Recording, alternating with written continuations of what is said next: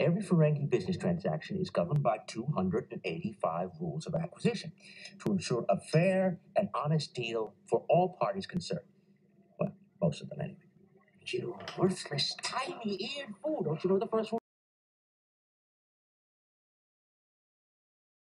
Welcome back to another rules that was not made for the TV show. Yes, that's why there is not a clip for this one, but I like this one a lot. Rule of acquisition number 92. 92. There are many paths to profit.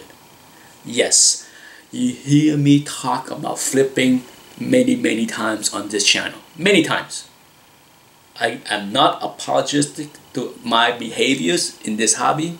I don't feel guilty one bit of profiting from this hobby, not one bit.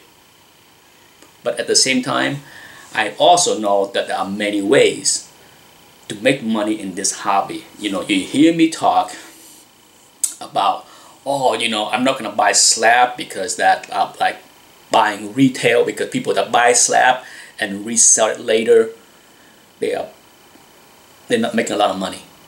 I'm sure you have heard me talk about that before on quite a few videos. And for the most part, there are plenty of people that can do exactly what I said is not very profitable. They buy slab and sell it much higher. It just takes a different set of skills, okay? As in many things in life, we all can't be very good at everything. You know, I am better at buying raw, slap them and sell them, instead of buying slab books that is underpriced and then resell it for fair price to make a profit, or buying slab. There are plenty of people that are good, very good at buying slabs and crack them out, press and clean, and regrade them for a higher grade and resell them for a higher price for a profit. That's another way, which I am really not participating for the most part. Why? Why don't I do that?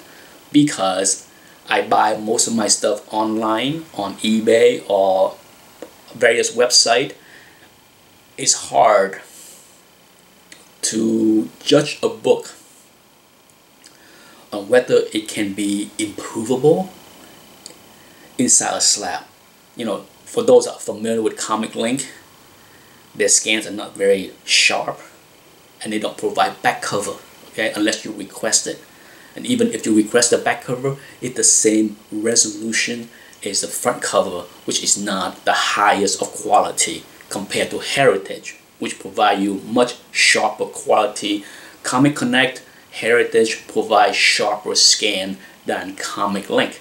So a lot of people that are good at buying undergraded slabs, books that are not pressed yet, that can be improved with a press and clean, they do this more so in person, in my opinion.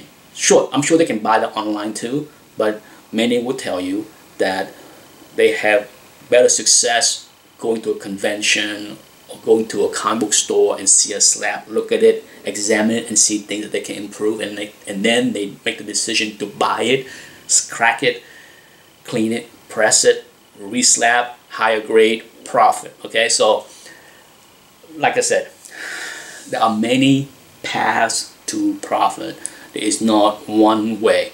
My way is not the only way.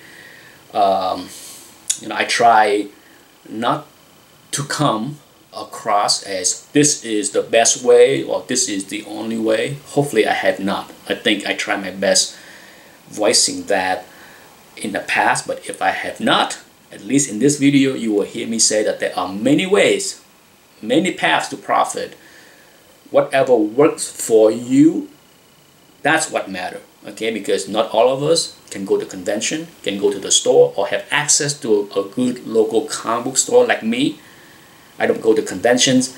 Here in Sarasota, there is not a heck of a lot of comic book store with slabs that I can go and examine in person, or even buy raw books from their inventory. So it's not a heck of a lot of in-person kind of potential for me.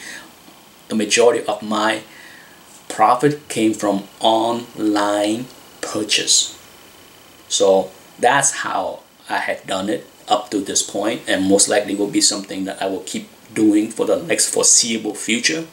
But for those that can do it in any other way, whatever works.